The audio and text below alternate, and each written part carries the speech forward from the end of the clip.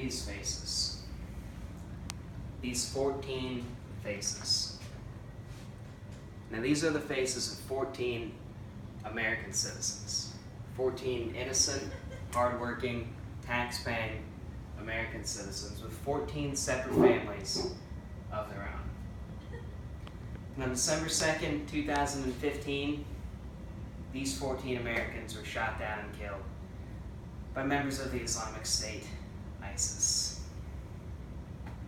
One of the two shooters was this man, Saeed Farouk. He and his wife were responsible for killing these 14 innocent people, co-workers of this man.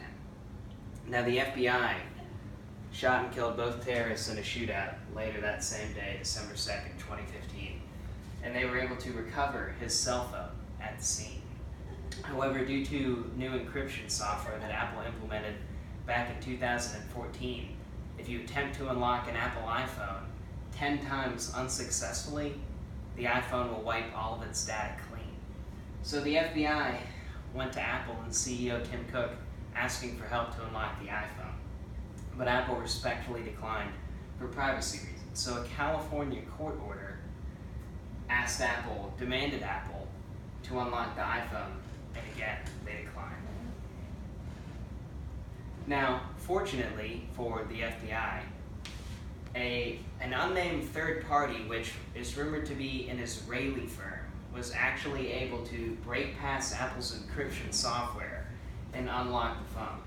But I'm here to tell you why Apple made a tremendous mistake and jeopardized our national security by refusing to cooperate with the FBI and the Justice Department.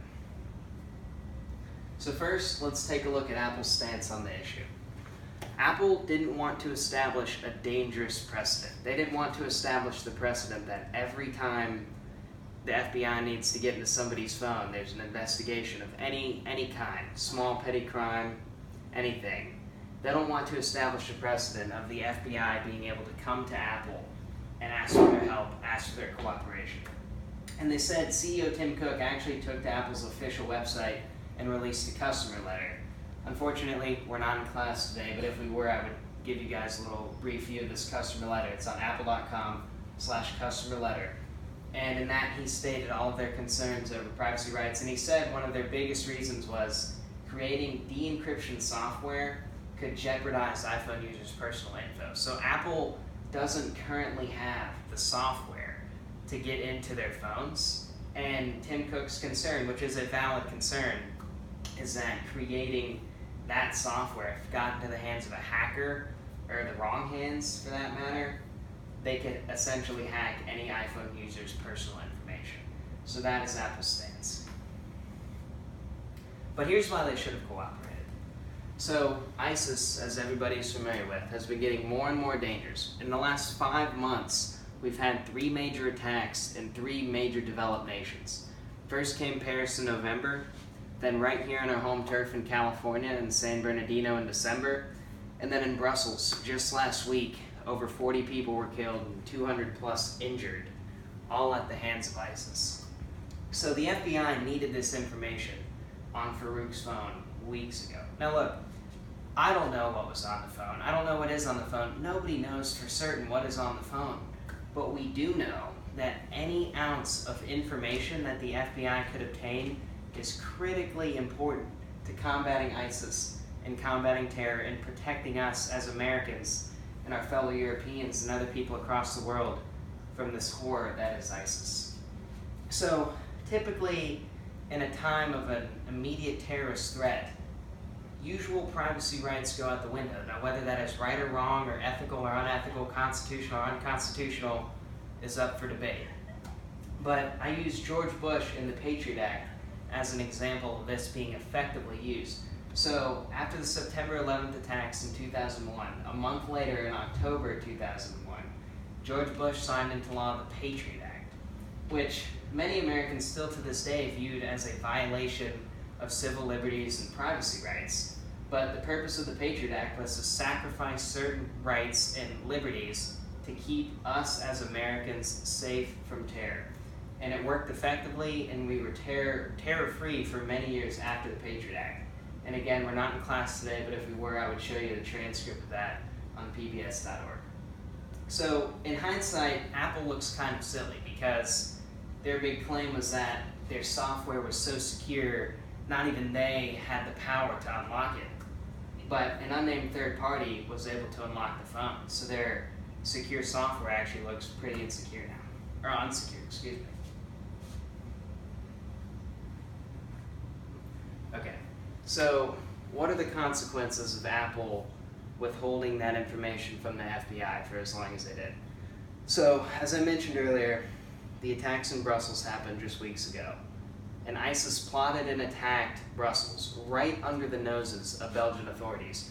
The people that carried out that Brussels attack were wanted by Belgian authorities and French authorities for their involvement in ISIS and then the Paris attacks. And ISIS has an incredibly strong social media presence. They're very active. Everything comes from the top down. Nobody commits an act for ISIS on behalf of ISIS without the say-so of the top dogs. They're a very structured, well-oiled, well-run organization. And so for that reason, we need access. Our FBI, our Justice Department, needs access to any information that could point us in the direction of other members, other plots. And their social media presence is as strong as ever.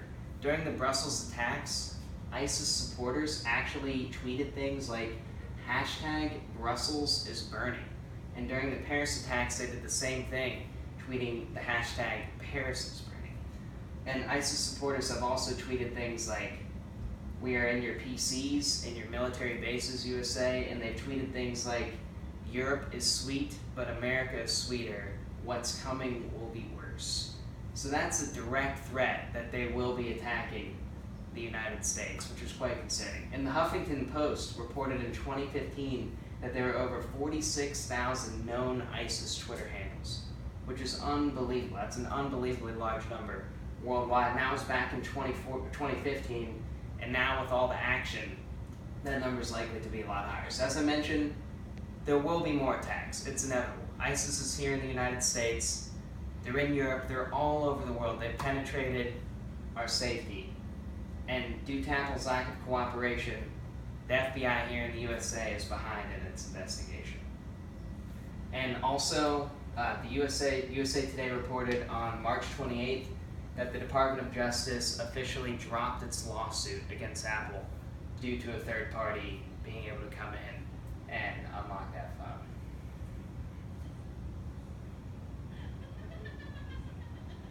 So in conclusion, Apple and its CEO Tim Cook seriously jeopardized our national security by refusing to unlock the iPhone of the San Bernardino shooter, Saeed Farouk. Now, had Apple been willing to help the FBI in the first place, they could have avoided this entire debacle, and the FBI would have had access to the phone's data weeks ago. And it's really not unrealistic to have expected them to cooperate in the first place. For example, Mark Zuckerberg, CEO of Facebook, came out once Tim Cook said that he would not be helping the FBI, and said that if he were in Tim Cook's shoes, he would do everything he possibly could to help the FBI in their investigation. Because at the end of the day, our safety as Americans, our safety as citizens of the world, is more important than anything else. And Apple and CEO Tim Cook, through their actions, through them refusing to help the FBI when we have 14 American victims, they've made their stance clear. They've made it clear that at the end of the day, they value privacy rights and potential lost business customers over human lives.